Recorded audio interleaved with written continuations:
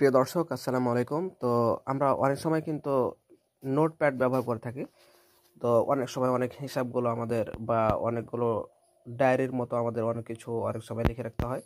তো এই জন্য আমরা নোটপ্যাড কীভাবে করে ব্যবহার করব সেটাই দেখব। তো এই জন্য আমরা স্যামসাং যে নোটসটা রয়েছে সেটাই আমরা ডাউনলোড করেছি। তো এটা ব্যবহার করার জন্য আমরা চলে যাব যে স্যামসাং নোটসে।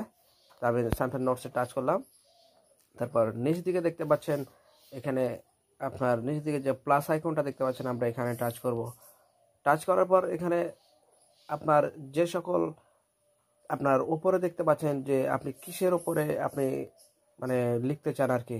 তো মনে করেন যে আপনি দৈনন্দিন খরচ, তো আপনি এখানে লিখলাম টাইটেল, দেখতে পাচ্ছেন এটা টাইটেলের অপশান। তো আমি লিখলাম যে কি যে প্রতিদিনের খরচ, প্রতিদিনের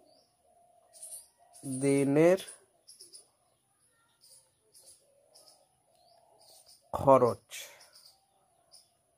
তো দেখেন আমি কিন্তু প্রতিদিনের খরচটা লিখলাম।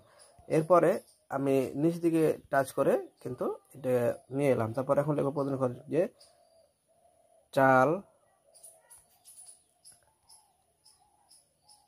200 টাকা। মনে করেন আপনি, আমার এটা দরকার ছিল তো আমি এটা লিখলাম।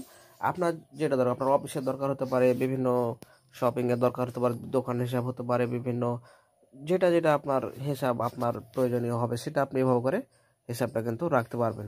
তো এরপরে আপনি এটা ব্যাক করার জন্য আপনি সরাসরি ব্যাক বাটন টিপে তারপরে আপনি কিন্তু দেখেন এগুলো কিন্তু আমার কিন্তু সব এগুলো কিন্তু হিসাব করা আছে। তো এখন দেখেন এটা কিন্তু একটা, এই যে দেখেন প্রতিদিনের খরচের হিসাবে আপনি যখন টাচ করবেন তখন কিন্তু আপনি এটা দেখতে পাবেন, চাল 200 টাকা, এত টাকা। আপনি নতুন একটা ফোল্ডার কিন্তু অটোমেটিক তৈরি হয়ে যাবে।